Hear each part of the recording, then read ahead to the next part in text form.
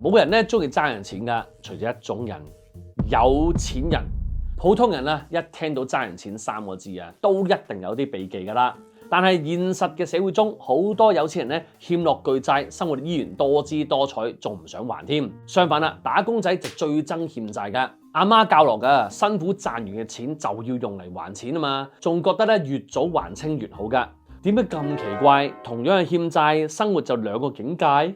因為真正分辨窮人同富人嘅唔係戶口幾多錢，係思維上嘅天淵之別啦。但有錢人咧從來唔驚負債㗎，反而識得用好債呢個工具去幫自己㗎。上集我就講到欠債嘅忠告同埋解決辦法，不過今集內容咧就會係調翻轉啦，我會教大家去爭人錢。但係首先你要分辨到好債同埋壞債，解鎖有錢人 keep 住有錢嘅秘密。亦都會講下咧，人生最容易接觸到3樣好債，善用槓桿加速致富㗎。完咗今集咧，你會知道爭人錢未必係一件壞事。就算你幾唔中意向人借錢好啦，負債係人生必經階段。中意我內容嘅記得訂閱同埋撳埋鐘仔搶先睇 ，like 同埋分享俾朋友，等更多人咧去了解投資理財知識啦。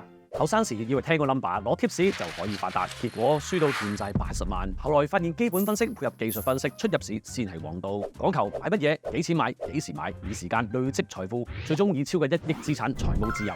我喺度分享我嘅翻身故事。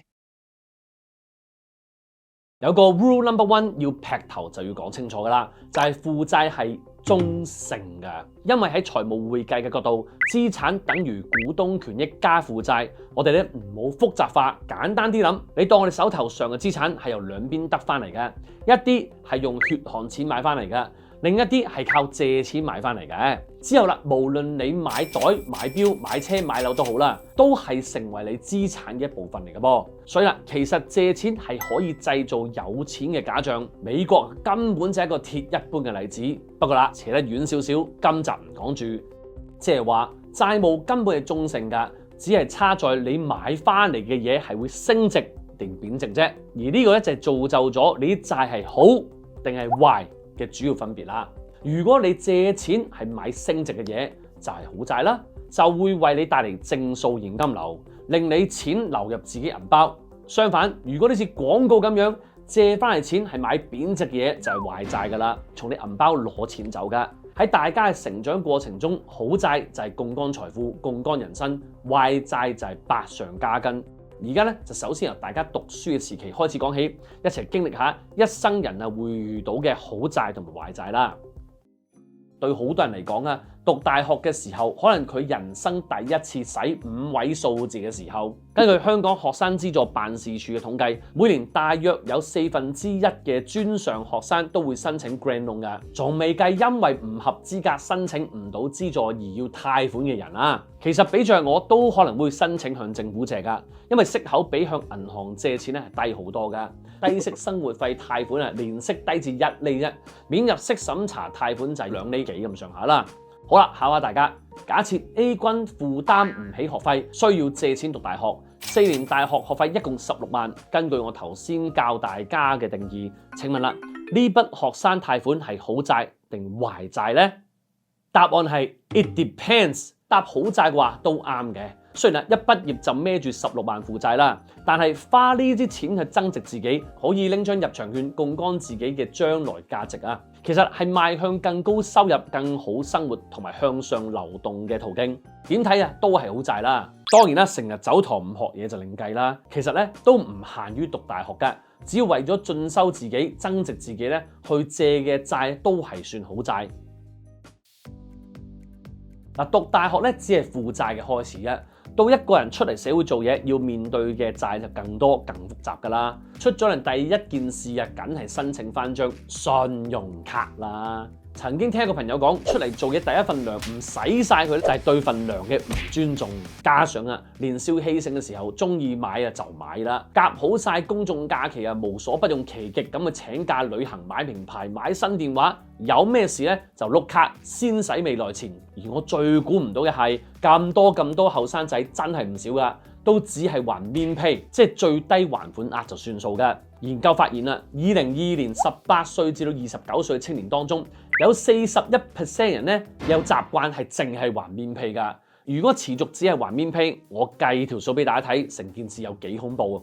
假設你買咗部512G 嘅 iPhone 15 Pro Max， 搭多隻 Apple Watch Ultra 2，連埋 Apple Care， 計埋嘅卡數咧，總共欠債差唔多2萬蚊啦。信用卡月息為 2.5%， 聽落唔係好多噃，中伏啦，因為實際年利率係35%。如果每個月只係還大約200蚊嘅免批嘅話咧，最後連本帶利總支出係67000蚊港幣㗎，利息佔咧47000蚊，淨係講利息啊，已經係原本總欠款嘅2倍幾啦，成件事要大約26年啊先至還得清㗎。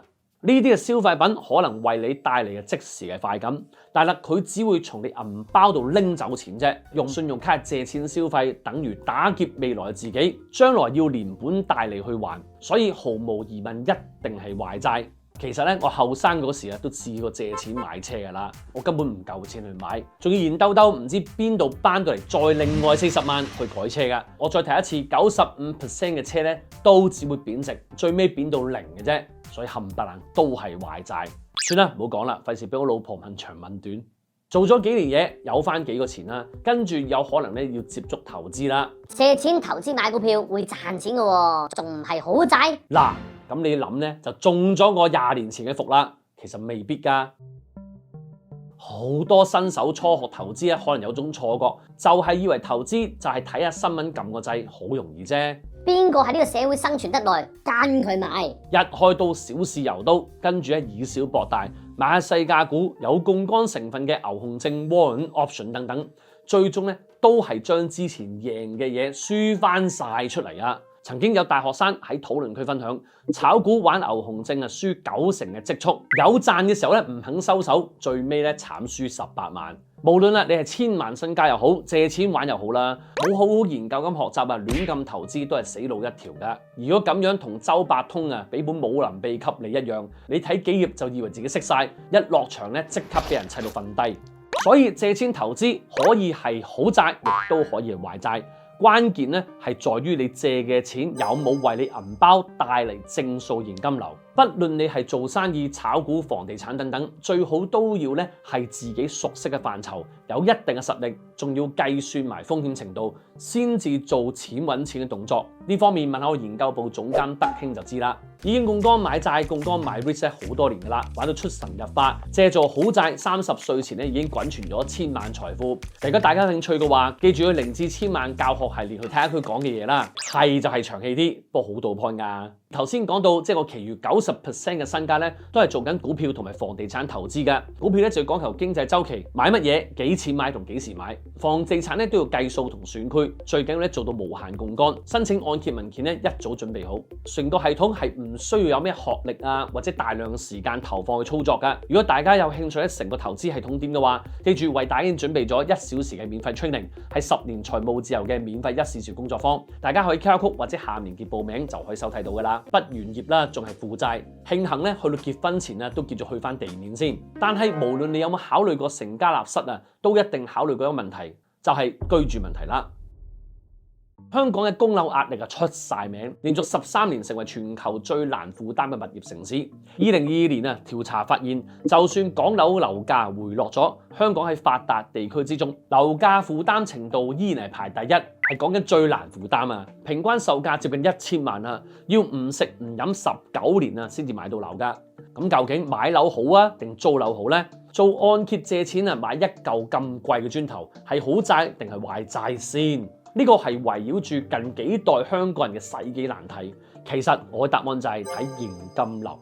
正如富爸爸窮爸爸所講啊，房地產唔一定係資產嚟㗎，都可以係負債。當租金收入大過供樓按揭貸款，扣除雜費啊，都可以為你帶到正數現金流，就係好債啦。相反嚟講啦，租金收入細過你供樓按揭貸款，扣除雜費之後，為你帶嚟負數現金流，你仲要倒貼出去嘅，或者你供3年定1年，你覺得會見底樓價反彈啦，都叫做負債。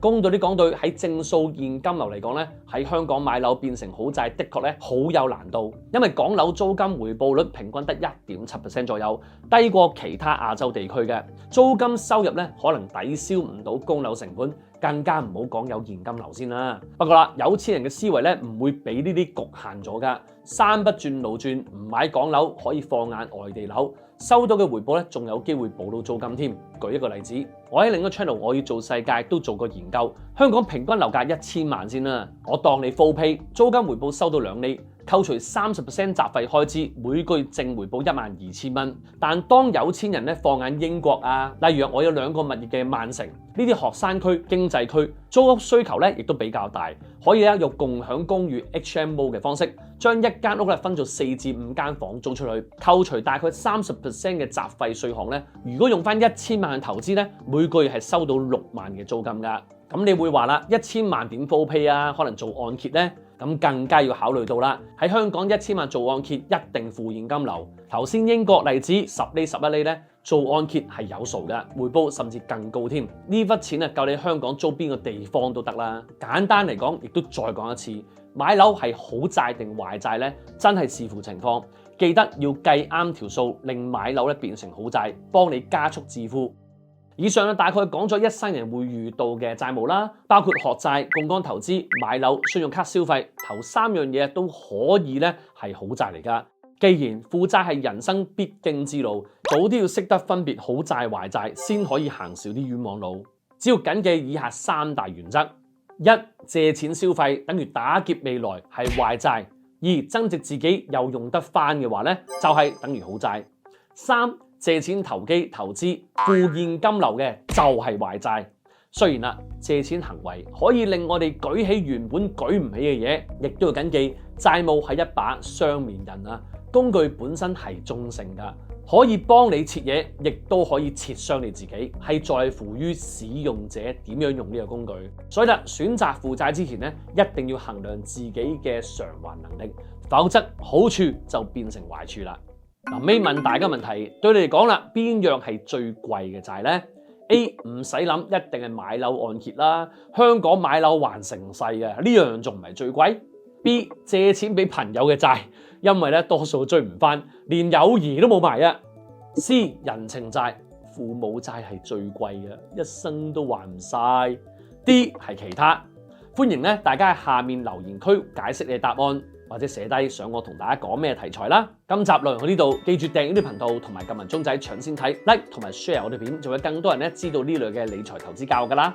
投資唔係大人嘅專利，下次見大家，拜拜。